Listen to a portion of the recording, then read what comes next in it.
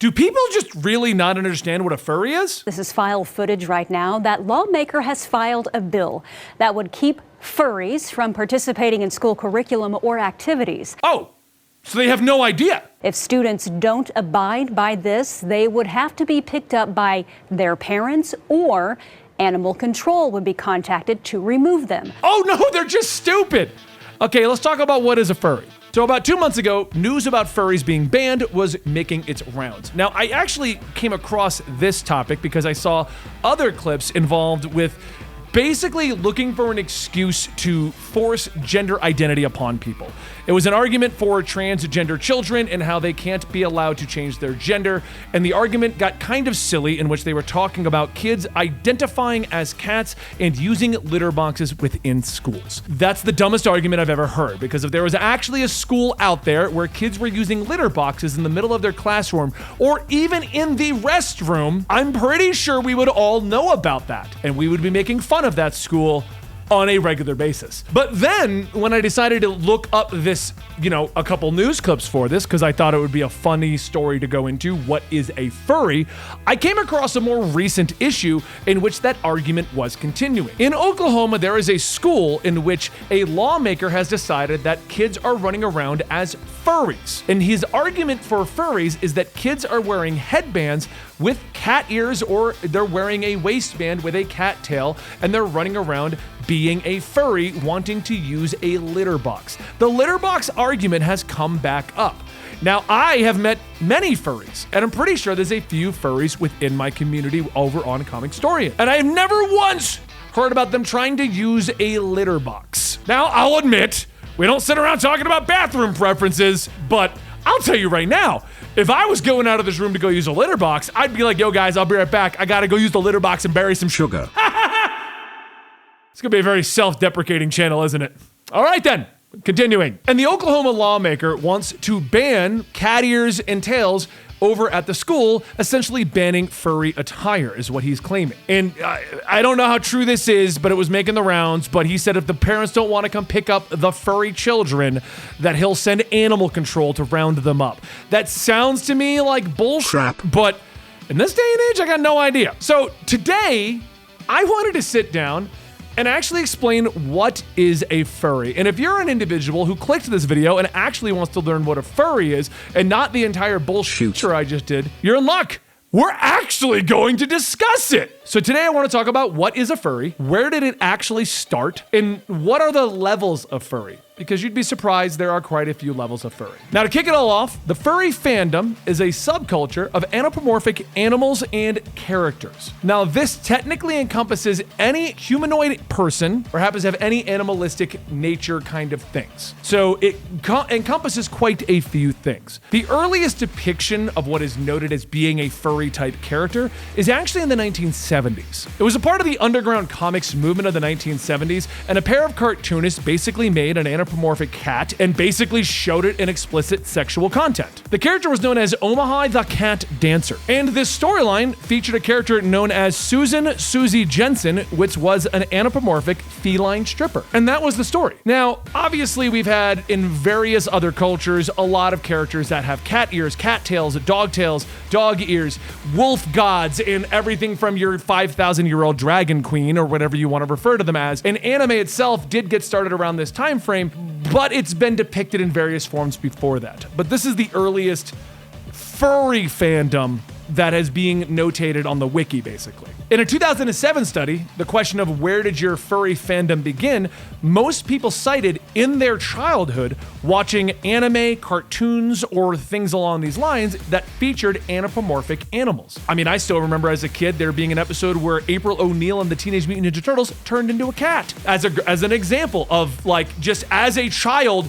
this memory stuck with me. Well, that's weird. But you've also got things like Disney cartoons. One of the earliest ones that people have cited was the actual Disney Robin Hood cartoon, in which everyone is just an animal. And what this basically boiled down to is people who just enjoy anthropomorphic animals. And since a lot of these things started with stuff such as Disney's Robin Hood, that's where a lot of the current appearance of furry fandom comes from, which is why a lot of these individuals with the full body costumes look very similar to cartoon animals. Now, a common misconception is that every furry does nothing but have sex in those costumes, but after talking to a lot of furries, that's not as prevalent as you would assume. Just like every subculture in the world, there's a subculture within a subculture. And while there are furries who enjoy just going out there and having sex, the ones that I spoke to said, "Do you know how nasty, smelly, and disgusting you get in the costume? I'm not doing anything until I take a shower." So to me, that says that the common misconception that all furries just want to have constant sex is a subculture of the subculture. But you could say that about any subculture. There's of course going to be a horny side of every culture. You can be a huge part of the Harry Potter fandom. Maybe you've got a whole social club that hangs out and talks about Harry Potter all the time, but that doesn't mean you want to have sex all the time. But I guarantee there's probably some freaky wizard parties out there that are like, we all talk about Harry Potter and then we're naked. So you never know what's actually going to happen. Now, the furry fandom has grown throughout the years, but the first major study cited by the Wikipedia as keeping track of a lot of the furry fandom stuff was actually in 2007. So while people have been interested in anthropomorphic animals for many, many years, we didn't really start tracking it as its own unique subculture until more recently, which is why there's a lot of confusion as to what it actually is. Because up until actually doing studies on furry fandoms and furry conventions, it was a lot of just stereotypes and assumptions and things like that. I know a friend of mine who came out as being a furry. That was a big step for him.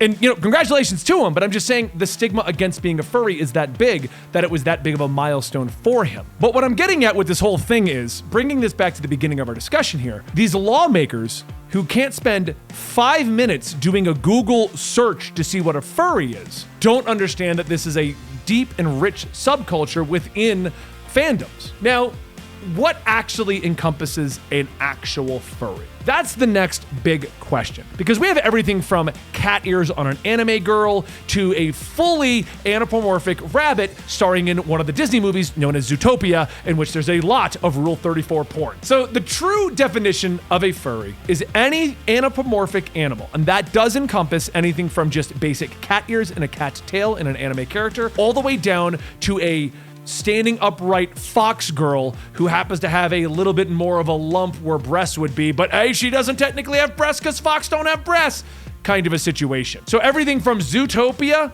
to Spice and Wolf in anime, which, by the way, if you watch Spice and Wolf, she's naked half the time anyway, so I don't know why you would assume it's not a furry, but you know what I'm saying. Now, the furry fandom does fall into subcategories of the furry fandom, and that's where it gets a little interesting, because you could do something like, I just have cat ears and a cat tail, and that is technically a Neko or Neko. I've always said it as Neko, but I'm not sure how it's pronounced, which in Japanese means cat ears. It doesn't necessarily mean a furry, but that is a very popular thing. I play a video game known as Final Fantasy XIV, and within that, we do have the Makote, which are cat ears and cat tail characters, but you also have what is known as a scaly, which is people who enjoy anthropomorphic lizard type characters. So it actually breaks down even further into that. Now, to help you with this, we found an image online that breaks it down into 5 key images of the levels of furry. This is totally real, totally scientific, and trust me, you're going to use this. So starting with a human, we then move into not really a furry. And this is where the big debate comes in. When I said is technically they are a furry, some people don't consider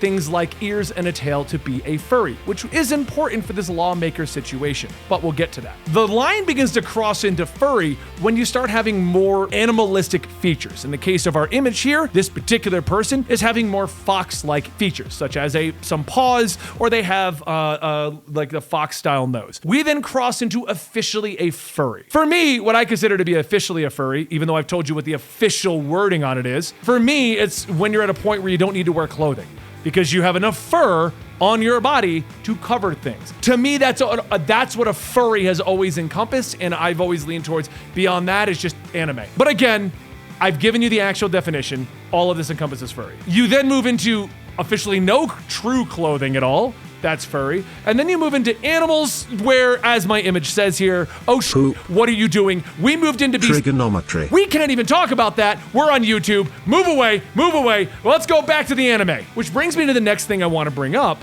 Weird sex. No, don't click away. We're not about to get gross. All I'm basically stating is that being a furry does not mean that they are into that thing. I don't even want to say it again for fear of YouTube demonetizing. You know what I've said. That is another assumption that these old lawmakers like to make, that somebody is into that type of a thing. There's a constant joke that my brother likes to make because I play Final Fantasy XIV, and he likes to look at the characters within that, and he makes the joke of like, oh, I fear for your pets.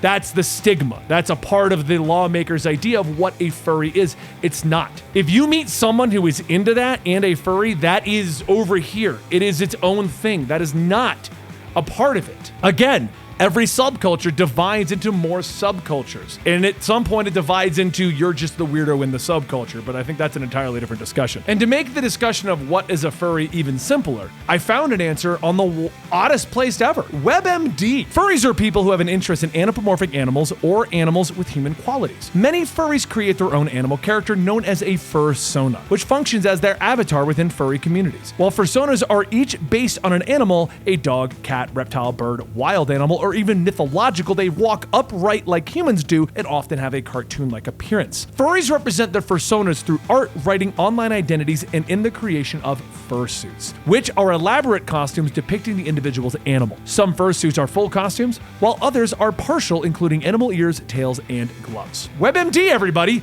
It's useful for something other than telling you you have cancer. So this brings us back to the lawmaker's decision of banning people who want to wear cat ears and a cat tail or whatever they want to wear. The best part about this is the news report that I opened this whole thing up with says, a spokesperson for the district told us they have not seen issues with students in furry attire, and they hadn't seen reports of students with collars and leashes. And we have no evidence and no confirmation from any students that this is actually happening, because it's not.